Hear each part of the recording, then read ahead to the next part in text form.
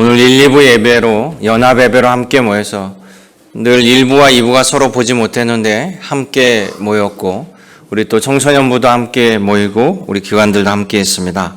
이 시간 아버지 하나님 말씀이 또 예수 그리스도의 부활의 기쁨이 여러분 심령에 가득하기를 주님의 이름으로 축원합니다.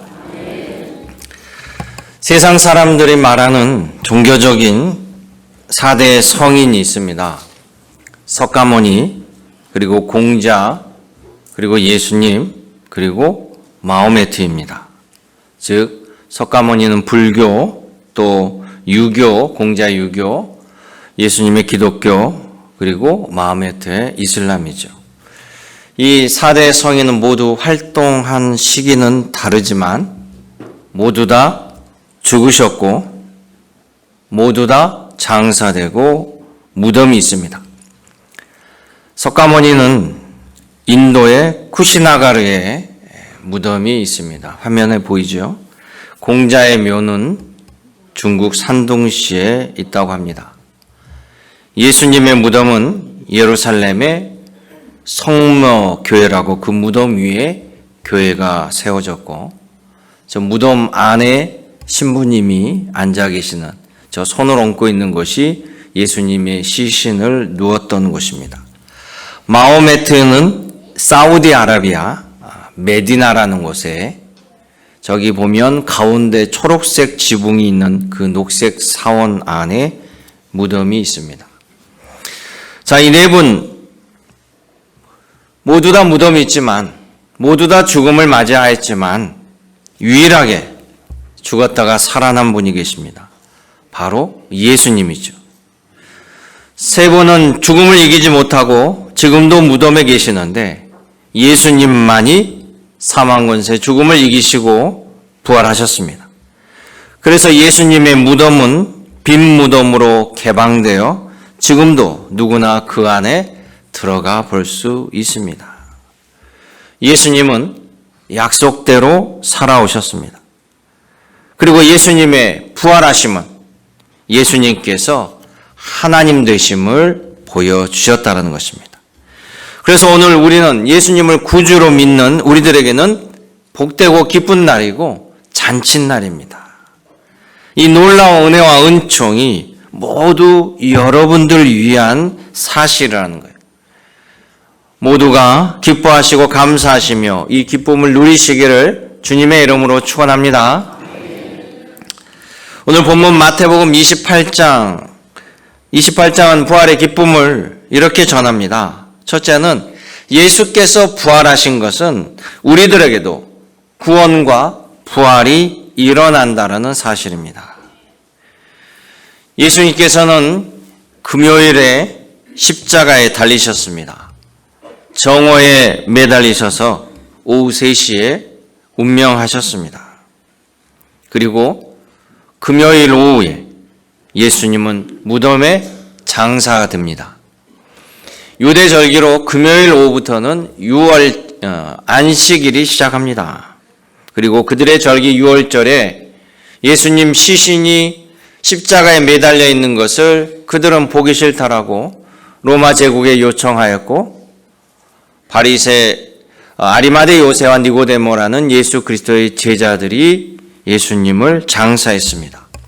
그리고 토요일을 거쳐 주일 새벽 미명에 일요일 새벽 미명에 예수께서는 부활하셨습니다. 그래서 우리에게는 일요일이 바로 주일이 되는 겁니다. 주님이 승리하고 돌아오신 날, 주님의 영광이 함께하는 날, 그래서 우리는 주일이라고 섬기는 거죠. 성경에 의하면 오늘 새벽 예수님의 무덤은 큰 바위 돌문으로 막혀 있었는데 그 돌문을 천사가 엽니다.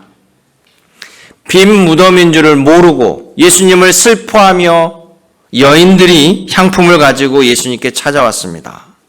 그때 그들은 빈 무덤을 보고 또 천사가 예수 그리스도가 이곳에 계시지 아니하고 살아나셨다라는 충격적인 소식을 듣게 됩니다.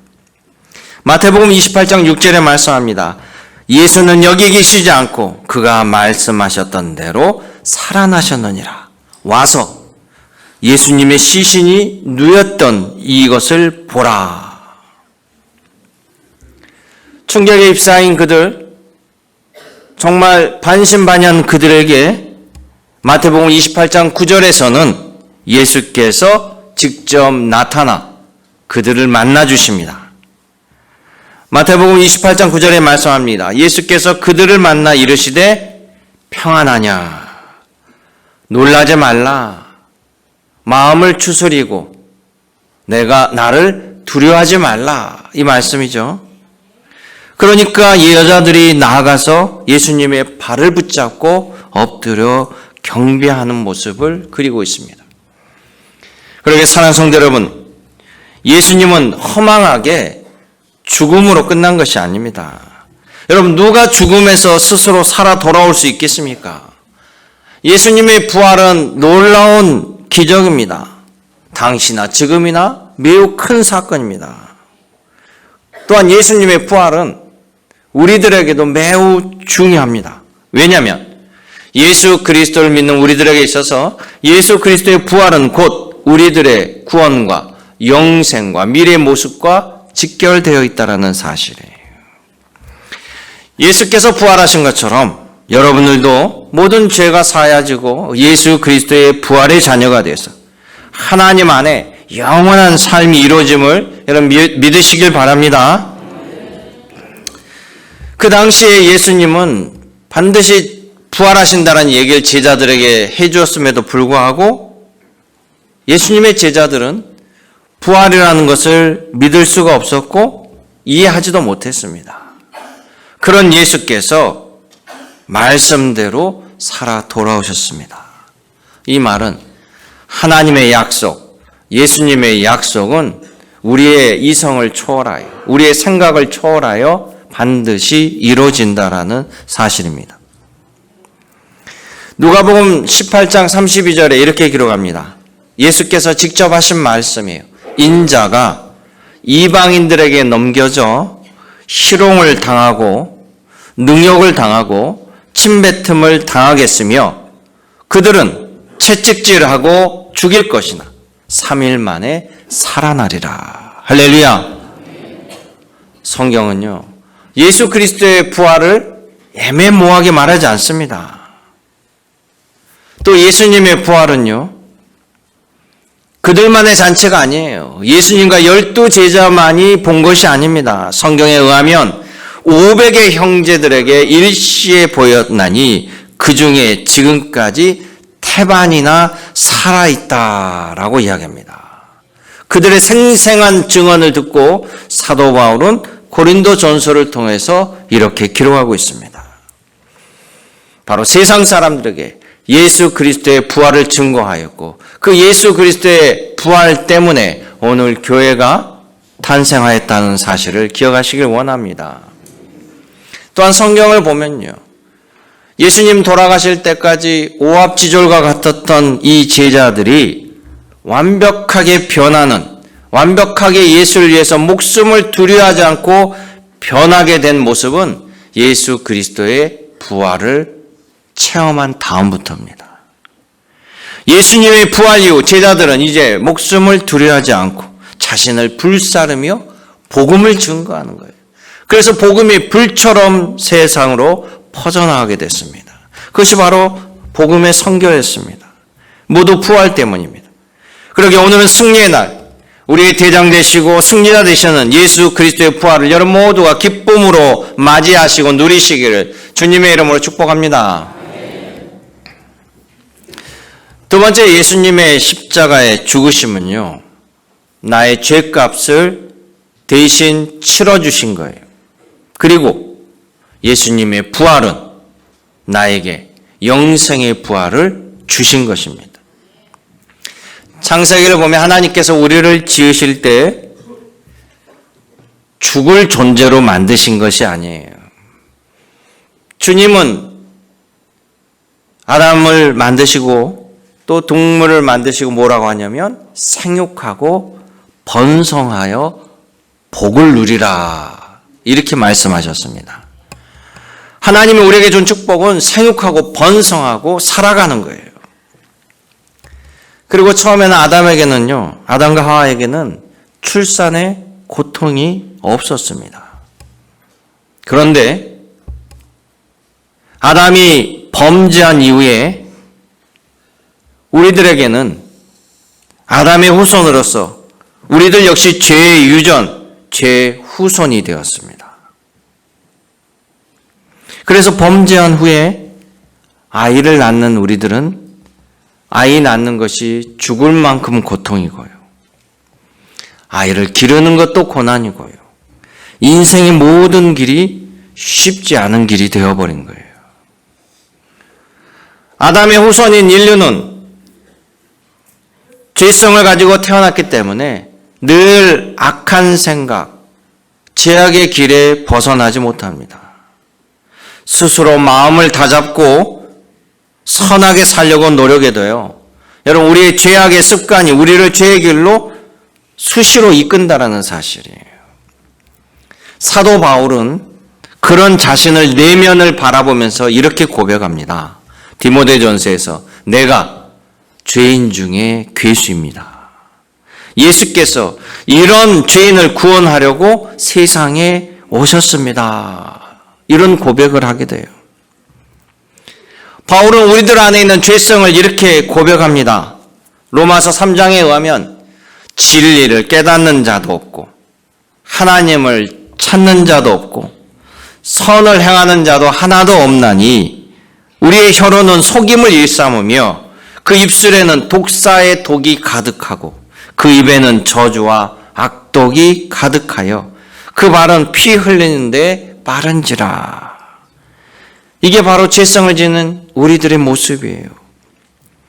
이런 죄성은 우리가 죄값을 받아야 됩니다.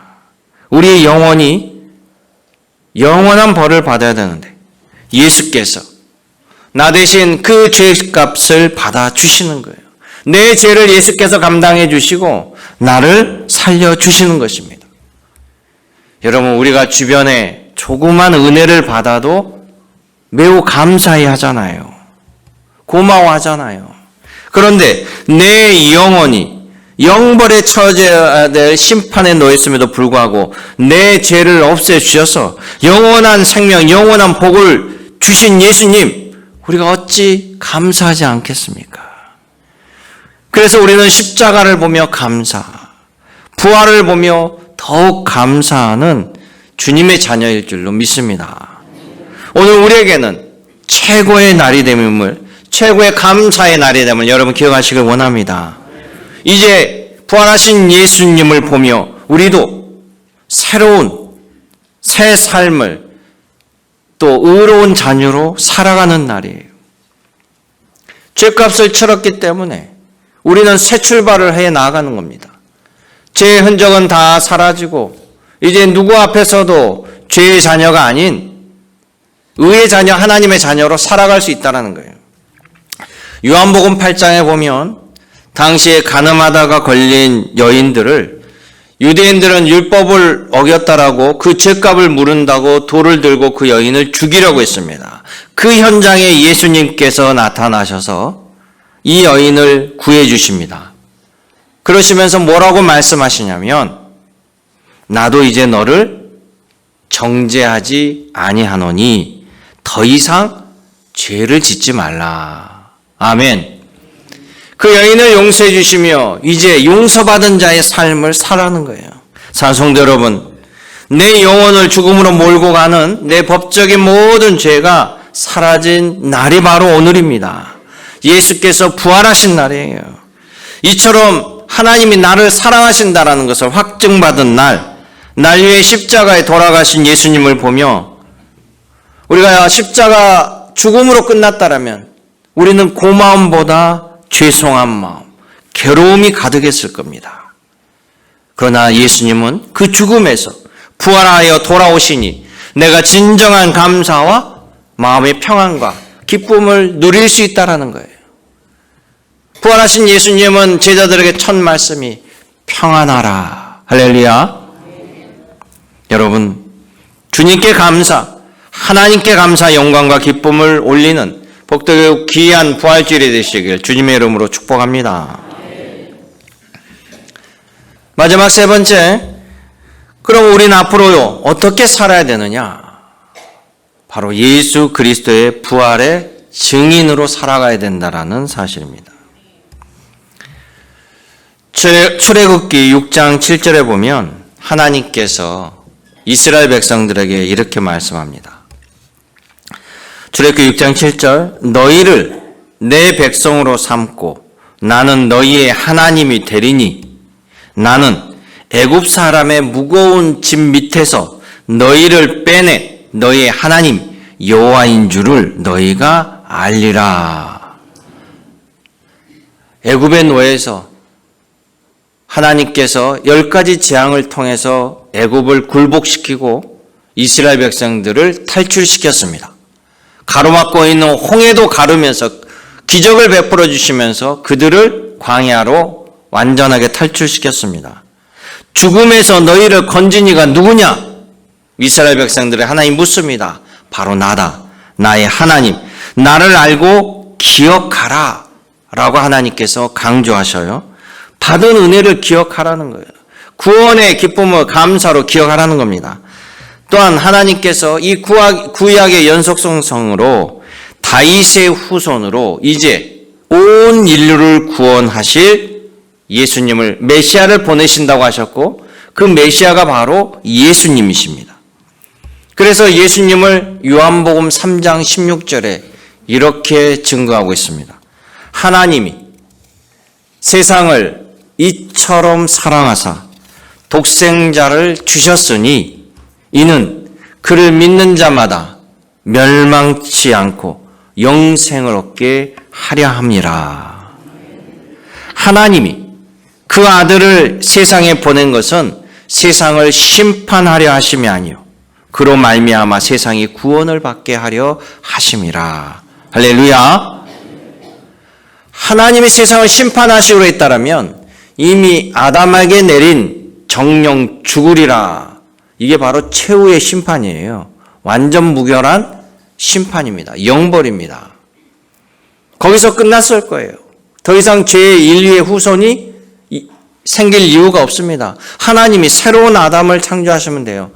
그럼에도 불구하고 하나님은 우리를 끔찍하게 사랑하셨기에 어떻게 해서든지 우리를 회복시키고자 예수 그리스도를 보내시고 예수 그리스도가 우리의 죄를 감당함으로 우리가 생육하고 번성하는 하나님의 원래대로 회복시키는 것이 바로 부활의 기쁨이라는 거예요.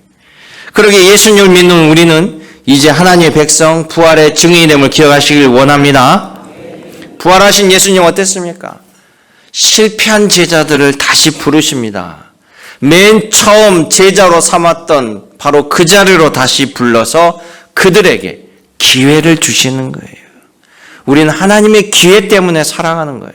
우리 하나님이 주신 그 은혜와 기회 때문에 수많이 엎어지고 넘어지고 죄를 범할지라도 하나님께서 붙잡아 주시고 회복시켜 주고 다시 하나님을 앙망함으로 우리가 오늘 여기까지 살아올 수 있다는 것이 그런 실패자들 제자들에게 부활하신 예수님을 보여주시며 너희는 부활의 증인이 되라 명령하신 거예요.